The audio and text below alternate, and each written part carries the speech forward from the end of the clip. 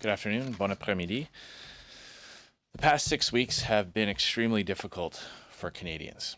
More than 47,000 people have gotten sick, and sadly, more than 2,600 have passed away. 7 million Canadians have lost their jobs.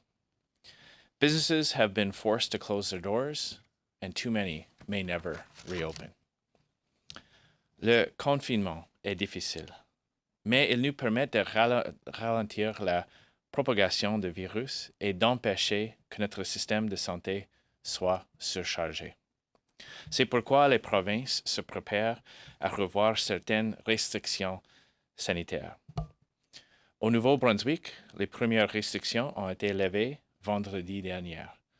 Les parcs et les plages sont réouverts et les familles peuvent maintenant se réunir entre elles. Prince Edward Island is looking to resume some elective surgeries at the beginning of May. And in my home province of Saskatchewan, phase 1 starts on May 4th with the reopening of medical services like dentist's office and optometrists. Outdoor activities like fishing and boating will also be allowed. Nous attendons tous ces nouveaux développements, mais les premiers ministres et les responsables de la santé provinciaux disent que les mesures de distanciation physique et d'autres restrictions vont devoir rester en place pendant encore des mois. C'est pourquoi le Premier ministre Trudeau doit immédiatement présenter aux Canadiens un plan sur ce qu'il va faire pour soutenir les provinces et les territoires alors qu'il revoit les restrictions sanitaires, en plus des directives nationales en cours de développement. That is why it is incumbent on the Prime Minister to immediately present Canadians with a plan outlining how his government will support provinces and territories as they revise health restrictions over and above the national guidelines that are currently being developed. In the last 2 years, the Liberals cut funding for pandemic preparedness and destroyed millions of masks and other medical equipment without replacing them. So what is the plan to replenish the national stockpile ahead of a potential second wave? Provinces will also need additional personal protective equipment to support workers as businesses reopen.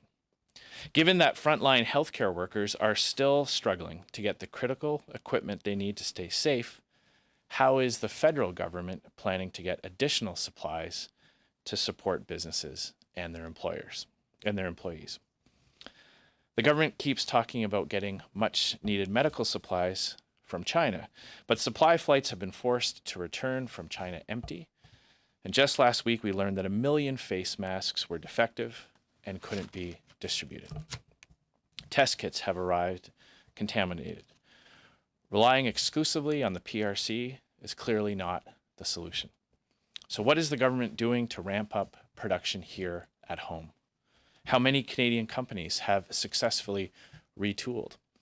At the beginning of March, the government said they were leading a bulk purchase of new ventilators. It is now the end of April, and Canada still has not received a single one. The Prime Minister owes Canadians an explanation and a plan to fix his mistakes. We recently learned that more than 50 companies are still waiting for approval from Health Canada to distribute test kits.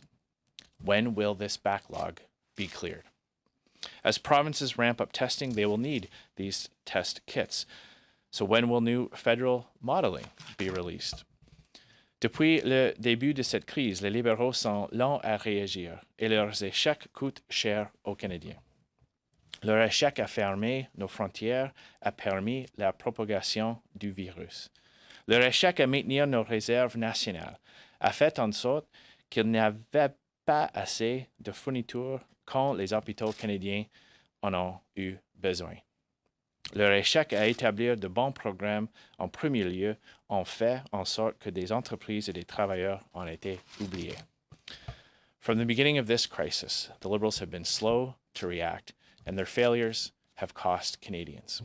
Their failure to close our borders allowed the virus to spread. Their failure to maintain our national stockpile meant that there wasn't enough medical supplies when Canadian hospitals needed it. Their failure to get programs right the first time have allowed businesses and workers to fall through the cracks. Liberal failures cannot be allowed to derail provincial efforts to revise health restrictions and get our country back on track. Conservative support programs that put a floor under Canadians' feet during this crisis. But the government has imposed such a low ceiling that it is now preventing Canadians from being able to stand up. The CERB only helps people that work less than 8 days a month. The wage subsidy has such restrictive criteria that many small businesses don't qualify. And the new rental assistance program only helps businesses that have lost 70% of their revenue. The result is that as provinces start to open their doors, businesses are going to close theirs because the Liberal government has made it impossible to stay afloat. That is wrong, and that must be fixed. Les conservateurs vont continuer à présenter des propositions pour aider les petites entreprises et les travailleurs. Nous proposons un nouveau programme pour jumeler les étudiants au emploi dans le secteur agricole et des poissons et fruits de mer. Nous recommandons des façons d'améliorer le compte d'urgence pour les entreprises canadiennes, notamment en éliminant l'exigence sur les comptes commerciaux et en assouplissant les critères d'admissibilité pour inclure la baisse des revenus. Et nous proposons de rembourser la TPS que les petites entreprises ont collecté ces 12 derniers mois pour qu'elle ait un fonds de roulement essentiel.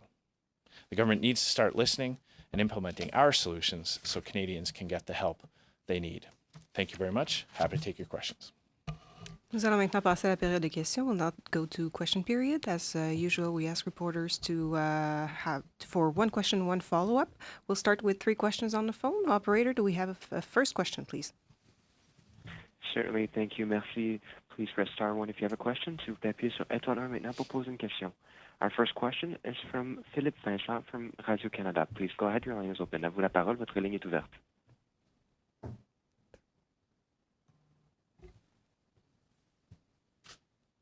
Monsieur Vincent, votre ligne est ouverte. Next question. The next question is from Tom Korsky from Blacklock's Reporter. Mr. Scheer, can I ask you, you mentioned lack of preparedness by managers of the National Emergency Stockpile. That's not disputed. The Deputy Minister of Public Works, Deputy Matthews, testifies in committee that he is now having to pay $5 to $6 per unit for an N95 mask, $5 to $6 each. 6 months ago, they could have got them for $1.25, so a 400% price markup by the manufacturer. The department has ordered 130 million of them. That's a $500 million overcharge, a $500 million mistake. You've said in the past that the managers of the stockpile should be held accountable. What is an appropriate consequence, in your opinion, for a $500 million mistake? Well, ultimately, it's this government that decided to cut the funding for the Emergency Preparedness Fund. It was ultimately Cabinet's decision to allow for the destruction of hundreds of thousands of millions of pieces of personal equipment. Ultimately, this was a decision by this government. And of course, you're going to pay more in the middle of a pandemic when every country is doing the exact same thing. The whole purpose of stockpiles is that you can acquire products when there is less demand. Not only does that mean it's easier to obtain, but it also means that you're obtaining them at a lower price.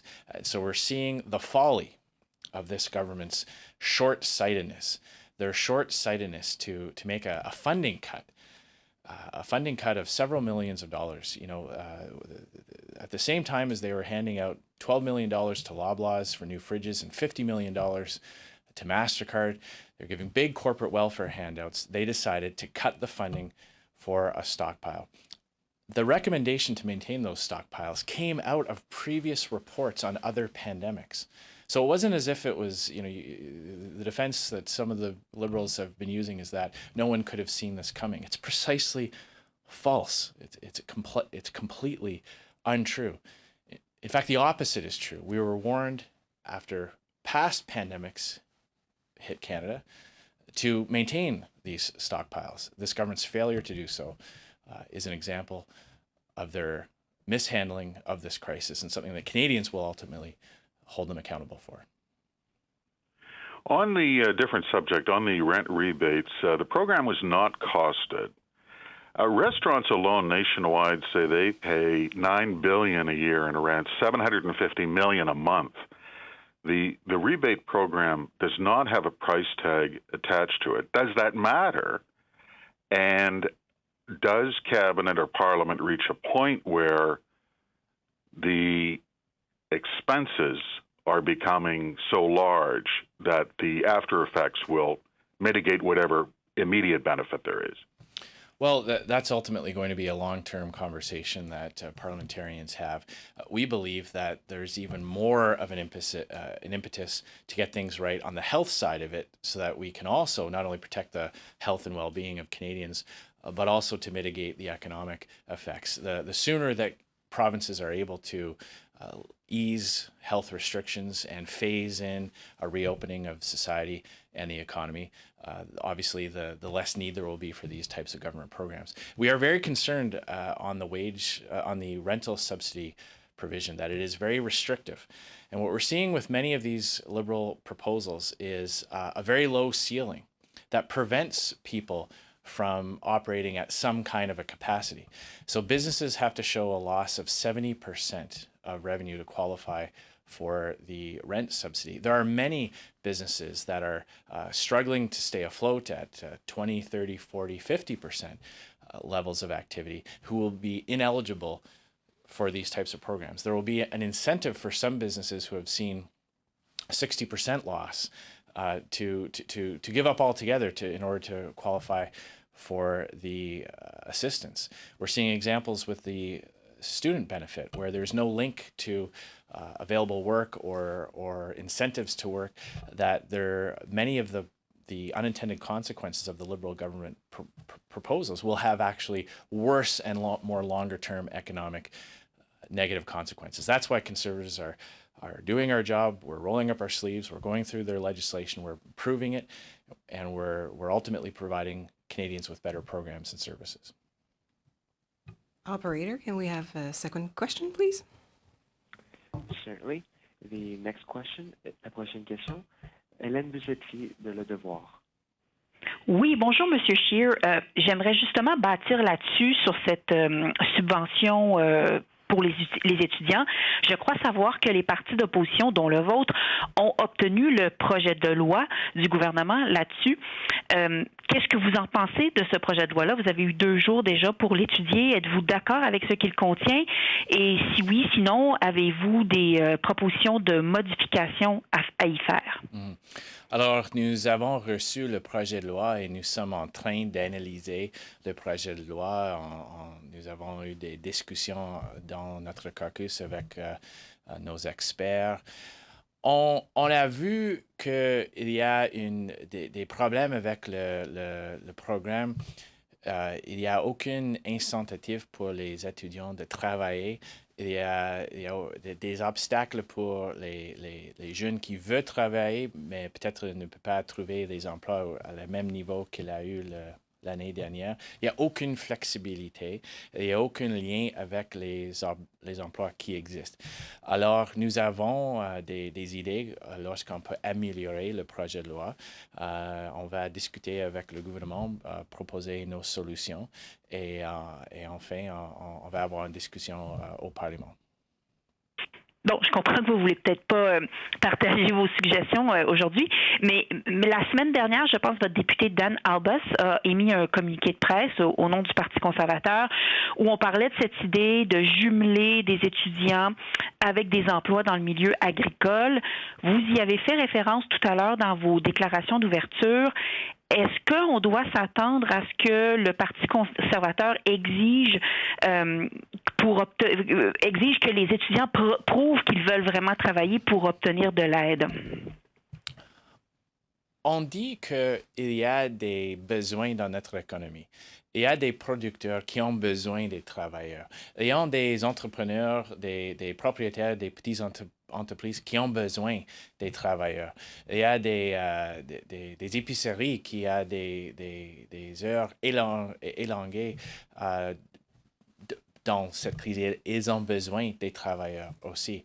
Alors, on veut que le gouvernement ait un aspect de leur programme qui peut faire un lien entre les étudiants qui cherchent le travail, qui ancienne l'année dernière ou peut-être cette année, elle a un plan pour travailler pendant l'été et maintenant on ne peut pas.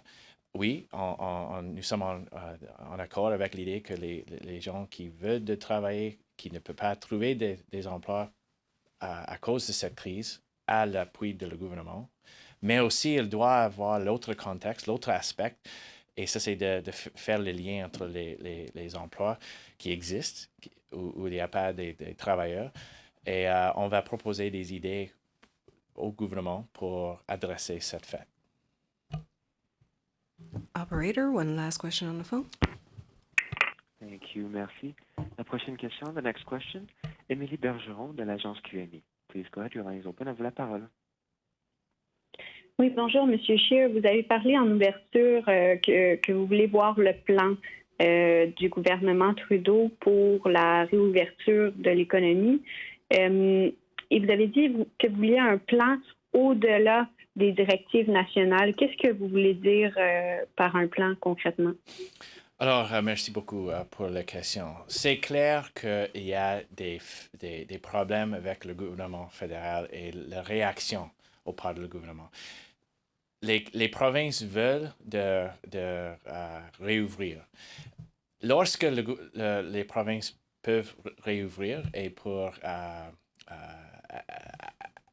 changer les restrictions de la santé, le gouvernement fédéral a une responsabilité pour assurer qu'il y a assez de pièces d'équipement personnel, un plan pour assurer qu'il y a des kits de test.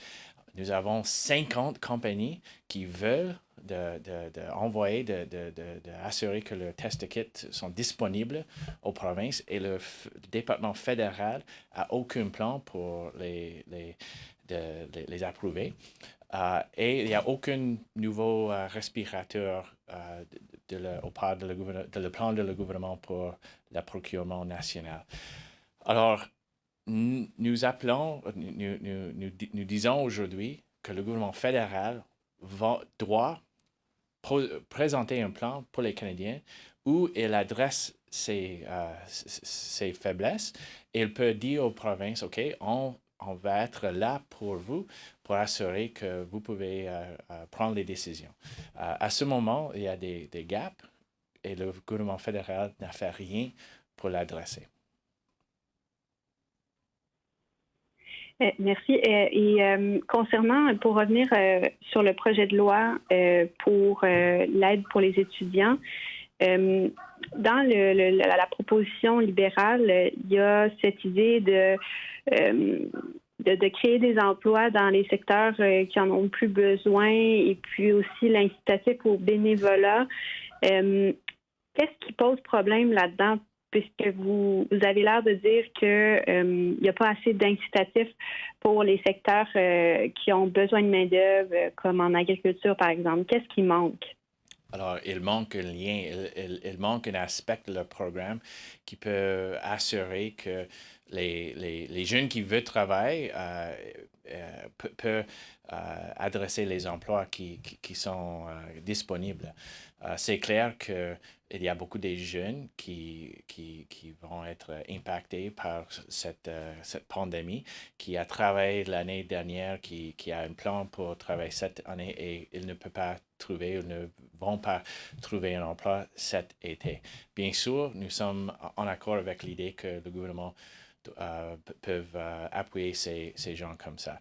Mais il y a des obstacles, il y a aucune flexibilité et il n'y a aucun plan pour adresser les entreprises et les associations de bénévoles qui ont besoin des travailleurs peuvent accéder un programme au part du gouvernement fédéral pour avoir un travailleur jeune, un étudiant.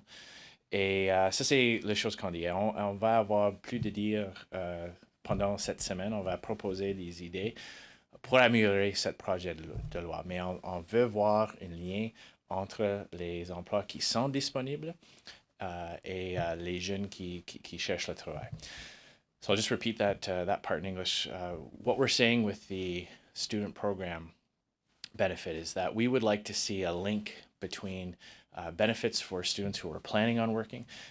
Obviously, first of all, students who had worked in previous years and who were planning on working this year who won't be able to find employment, obviously we support measures to support those individuals. But we would also like to see a plan to encourage work and to provide a link between jobs that are open, employers who are having difficulty finding workers, and young people looking to get experience. And we believe that this program can be improved upon if there is that kind of link, so that benefits can flow in a way that ensure that students are still getting experience and still learning a skill or getting hands-on training. So we'll be proposing more specific measures throughout the week, but that is the area of focus that we're looking at, is that right now there is no link between those available jobs. There is no incentive to fill them. We'll now take a question from the room. Mackenzie? Hi, Mr. Scheer. Mackenzie Gray from CTV News. During your last press conference, reporters asked you 6 times whether or not you agreed with Mr. Sloan's comments, one of the MPs in your party, about Dr. Tam, basically saying that she's a pawn for China. Since then, Michelle Rempel, Michael Chong, Eric Duncan, other MPs in your party have called out Mr. Sloan's comments. So I just want to give you another opportunity. Do you agree with Mr. Sloan's comments, and do you think they were racist? So as I said on Thursday, Mr. Sloan does not speak for our caucus. I do not agree with his position, with what he said. That is not the position of our caucus. Our position is that Justin Trudeau needs to be held accountable for the decisions that he and his government made. I made that very clear on Thursday. And I believe it is not appropriate to question someone's loyalty to their country. I believe that is a very serious accusation that you have to have some very substantial evidence to make. So you think that it was wrong for Mr. Sloan to put those things forward? And if that's the case, what, as the leader of the party, were there any repercussions that he could face? Will he be kicked out? Will he be kicked off committees? Is there anything in the offing there? Mm-hmm. Well, I will again point out that I made it very clear on Thursday what our caucus position is. Our caucus position is that Justin Trudeau has to be held accountable for the mistakes that his government made, and that Dr. Tam should not be a scapegoat. The Prime Minister shouldn't be using her to blame for his failings and his missteps. We believe that our caucus position is that Justin Trudeau should have been listening to the Canadian experts who are advising him to close our borders earlier, to take this threat earlier. He ultimately chose to ignore that advice. As for Mr. Sloan and his comments, again, I point out that those are not the positions of myself nor this caucus. I certainly don't believe it's acceptable to question people's loyalty. We can have differences of opinion as to what should or shouldn't have been done, but I think that is an unacceptable place to take the conversation. Your caucus, if he disagrees with the position that you have in any other circumstance, if someone had a disagreement about a major issue like this, there would be some kind of repercussion, and it doesn't sound like there's going to be any for Mr. Sloan. Well, in the context of a leadership race, our members will make decisions as to what they ultimately want to see in terms of the direction of the party. There's going to be an opportunity for members to pronounce on that. You've got members who are running for leader advocating different types of positions, different types of policy positions. I certainly don't weigh in on those. When we do have something like what Mr. Sloan has said, I think it's important to provide clarity as to the caucus position and my own position in this time. And ultimately, members will make a decision when the leadership race concludes. Should he apologize? Because he was asked whether or not he should, and he said he's not going to. Do you think he should? Conference? Thanks very much, everyone. Merci beaucoup.